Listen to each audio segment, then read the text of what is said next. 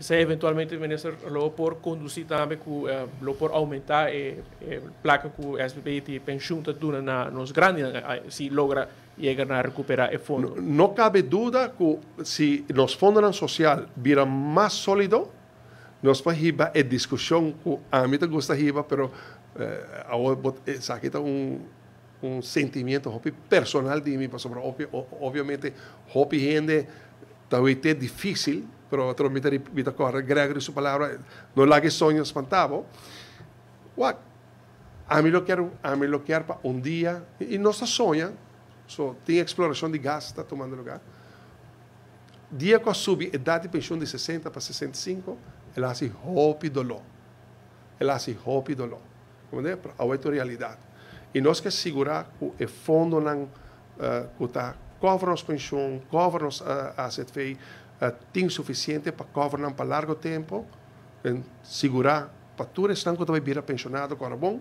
Nós também estamos com um tema também de vergrijzing, aging, como é? O tema de vergrijzing é um tema que tem mais gente está virando grande e não tem suficiente gente está drentando, porque nossa família não está dando mesopiuco como antes.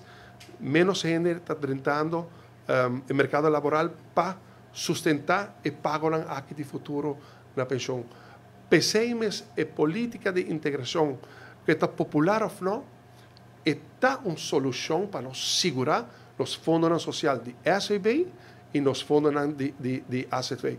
Claro, é política de integração com o povo abrir mão, mas vou fazer de uma forma responsável, onde sempre vou una de terra também na primeiro lugar para trabalhar. Pensemos, ayer me de uma reunião, dia que eu entrevistar-me no aeroporto, me referi a que, hora que nós estamos no Facebook, mama está apreciar, está dizendo, para mim, eu não para trabalhar, me está pedindo gente, please, comunicar com a senhora, vamos conosco, para sobre a economia que nós estamos viva, Marco, não tem necessidade para um gente estar sem trabalho.